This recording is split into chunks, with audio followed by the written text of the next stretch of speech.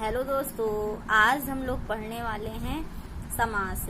ठीक है, जैसा कि आपको पता है UP TET and super TET में आपका समास पूछा जाता है।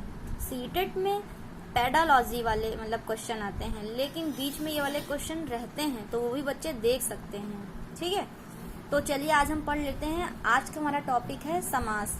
समास के बारे में पढ़ना है। समास को अगर हम समास को ही हम कहते हैं संक्षिप्त या संक्षेप। ठीक है, समास का ही अर्थ होता है संक्षिप्त या संक्षेप। समास का क्या अर्थ होता है? संक्षिप्त या संक्षेप। और समास का अगर हम संधि विच्छेद करें तो इसे तोड़ेंगे सम प्लस आस में। सम प्लस आस, सम मिस होता है बराबर, आस मिस होता है रखना। ठीक है, तो क्या होता है? सम मिस बराबर, आस मिस रखना। जहां पर दोनों पदों को संक्षिप्त या संक्षेप रूप से बराबर रखा जाता है उसे क्या कहते हैं? समास।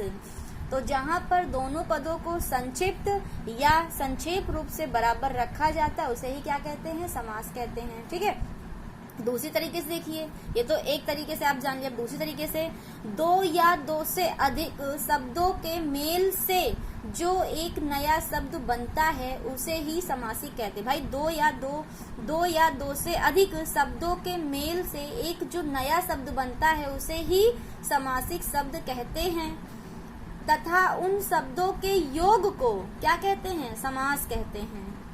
दो या दो से अधिक शब्दों के मेल से जो एक नया शब्द बनता है उसे समासिक शब्द, तथा उन शब्दों के योग को क्या कहते हैं? समास कहते हैं। अब आइए जान लेते हैं कि समास के मुख्य रूप से प्रकार कितने होते हैं। तो समास के मुख्य रूप से प्रकार कितने होते हैं? 4। और समास के अगर कुल प्रकार कहे तो कितने होते हैं? 6। मुख्य रूप से अगर बोले, ये ध्यान रखिएगा, एग्जाम में आता है कि समास के मुख्य रूप से प्रकार, तो आप वहाँ पे लगाएंगे आंसर 4। और अगर कहे समास के कुल प्रकार तो 6। अब मुख्य रूप से जो 4 प्रकार होते हैं वो आइए जान लेते हैं। ठीक है, तो पहला हमारा आता है अव्ययी भाव समास, दूसरा तत्पुरुष समास, तीसरा आता है हमारा द्वंद्व समास, चौथा आता है बहुब्री समास। ठीक है, लेकिन तत्पुरुष समास में हमारा 2 आ जाता है, जो हमने आपको बताया ना कि 6 होते हैं, तो ये हमारा 5वां और ये 6ठा। अब 5वां कौन सा हमारा? ये कर्मधारय समास और द्विगु समास। कर्मधारय समास, द्विगु समास ये हमारा तत्पुरुष समास के अंतर्गत लिखा जाता है, इसी में आ जाता है। ठीक है, तो हमारा 1 2 3 4 5 6। ठीक है, ये हो गया। अब अव्ययी भाव समास में किसकी प्रधानता होती है? तो पूर्व पद की प्रधानता होती है। अव्ययी भाव में प्रधानता होती है पूर्व पद की। जैसे आपको कहीं लिखा मिल जाए यथाशक्ति, तो इसको अगर हम संधि विच्छेद करें तो यथा प्लस शक्ति, और यथा हमारा क्या है? पूर्व पद। उत्तर पद क्या हो जाएगा? हमारा शक्ति। तो हमारा जो यथा है वही हमारा अव्ययी। तो अव्ययी भाव समास में हमारा पूर्व पद की प्रधानता होती है। आगे हम बताएंगे, उपसर्ग भी होता है अव्ययी भाव में। ठीक है, फिर तत्पुरुष समास में किसकी प्रधानता होती है? तो उत्तर पद की प्रधानता होती है। तत्पुरुष समास में उत्तर पद की प्रधानता होती है। और तत्पुरुष के अंतर्गत आता है कर्मधारय समास और द्विगु समास।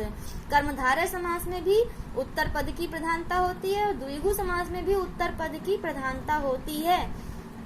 फिर हमारा तीसरा क्या था? द्वंद्व समास। द्वंद्व समास में दोनों पद की प्रधानता होती है। द्वंद्व समास में दोनों पद की प्रधानता होती है, और इसकी एक और पहचान बताएंगे।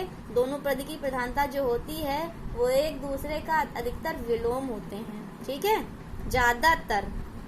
और द्विगु समास में क्या होता है कि इसमें पहला पद संख्यावाची होता है ज्यादातर। ठीक है, और फिर आता है हमारा और कर्मधारय में उपमेय और उपमान इसमें विशेष और विशेषण दिया होता है कर्मधारय में। आगे हम पढ़ाएंगे आपको। इसमें हमारा चौथा आता है बहुब्री समास। बहुब्री समास में क्या है? तीसरे पद की प्रधानता, तीसरा पद तीसरे पद की प्रधानता होती है। इसमें पर्यायवाची होती है। ठीक है, दोनों पद इसमें गौड़ होते हैं, जो दोनों पद होते हैं वो नहीं, इसमें तीसरे पद की प्रधानता होती है। बहुब्री समास में ज्यादातर किसकी होती है? बहुब्री समास में ज्यादातर भगवान जी की पर्यायवाची वो नाम दिया होता है। ठीक है, तो आज यहीं तक, आगे कल बताएंगे।